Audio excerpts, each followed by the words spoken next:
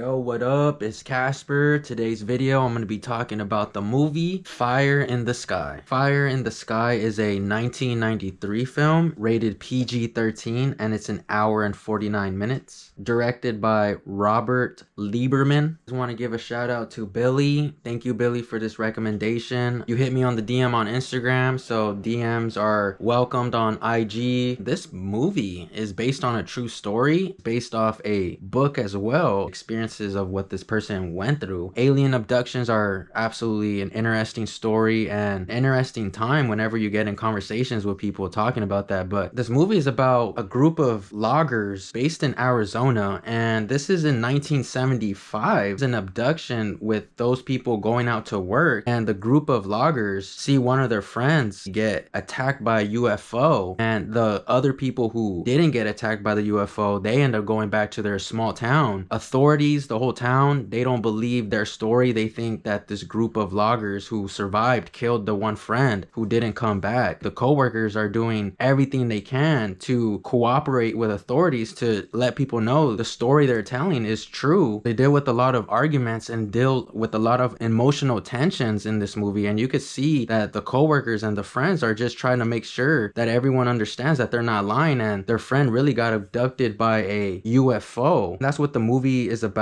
Can't recall another flying saucer, UFO, alien movie, anything abduction at all. The only thing I can think of is probably like Chicken Little, what he dealt with in that movie. Obviously there is other movies that have alien abductions, but this being based on a true story right away caught my eye. As well was the simple opening credits. That's something that I actually enjoy and would want to see a lot more in more of the new updated movies. This movie just jumped into the scenarios of what really happened that night. The movie jumps in, you're seeing the characters, you're seeing the co-workers involved in this area where it looks like, dang, why are they even out here? Since they cut trees for their job, you know, it's understandable. It wasn't a beginning feel where you had to get introduced to these characters and see where they're coming from. Really liked how right away they just jumped right into it. Watching this whole movie, I kind of got like a horror directing style film. The placement of the camera, the quality of the camera, the way the characters look kind of gave me how they filmed horror movies. It gave me like the Scream vibe at times. It gave me the Back to the Future vibes. Just like quality of the camera. Obviously it's a 90s movie. This is not a horror movie, so I'm like, I'm really enjoying this style. A lot of the stuff around these characters, like set design, was attracting me a lot because back then, you know, they were actually trying to make a lot of things look very realistic. There was no special effects back then, and there wasn't no CGI back then. So I'm looking at all the stuff like the set design and a lot of the stuff the characters are dealing with and how they're acting with it. But while you're seeing a lot of the characters go through it, it becomes a slow burner. You're kind of also guessing as well, like what happened to the coworker. So the first half, even though movie is not that long, it could become a drag on just seeing a lot of characters go through it. Second half of the movie, where you actually get updated and more brought to life with the other character who went through the UFO invasion, that's where it takes off a little bit more. That's where it actually brings more of a shockness, more of like a whoa type of feel, because that's where they're actually using a lot of creative side of showing what this person dealt with. There is different flows to this movie, so I just want to let you guys know that. A lot of nasty moments in the last half of the movie of seeing the character go through what he actually dealt with the UFO people. You're getting a sense what he dealt with getting abducted. Aliens in this movie was a unique look. They just gave me hairless cat vibes. Kind of wanted to laugh at it, but then I'm looking at it, I'm like, okay, you give props to it because that time right there, that's literally like they came up with it. They formed that like by hand. It's not like a computer made that. DB Sweeney plays the character Travis Walton. Travis Walton is the person who got abducted. He's the one that wrote a book as well. I think he did a pretty good job on looking very traumatized and putting a lot of those scared moments in front of us to see that dude is going through it. The most impressive part of DB Sweeney's acting was being able to move in the area where he got abducted at. Once again, the fact that it is a 90s movie, you appreciate a lot of the camera trickery they're doing in here. You appreciate a lot of the angles. That scene, whenever, if you guys watch this movie, it's pretty nasty. It's pretty disgusting. Environment looks very creepy. Him dealing with the goo stuff, that looked disgusting. It's like the highlight of this movie. A lot of stuff in that scene that I can point out to be like, whoa. How the movie ends with his character is very interesting. I don't know if that choice was something that they actually did, like going to revisit the site he got abducted at. Did appreciate his acting. It wasn't like the craziest, most phenomenal acting performance ever, but did put a vibe, and I feel like his acting executed the storyline. Robert Patrick plays Mike Rogers, the main actors in this movie that gets the most lines, the one you see actually go through the most emotion, go through all this drama. drama, all this hearing people not believe him. Do like the lines that they gave him, do like his responses, and do like the way he was handling a lot of how the town and the authorities weren't listening to him and his crew. He's holding it up to a good standard, and I really enjoyed it. I think his costume look was pretty good. It's a very small town and a detective comes in here. I do like that detective look. It gave me that era with the lines, the projection. Alien abduction movie that I'm glad that I actually saw. Give this movie a chance if you haven't seen alien abduction movies, but if you're not into those, then, you know, obviously this is not going to be your type of movie. After my watching the movie Fire in the Sky out of 10, I'm gonna have to give this movie a 8 out of 10. So that's my movie review for the movie Fire in the Sky. Shout out to you guys for tuning into the video. Thank you guys for watching, and we'll see you guys on the next one.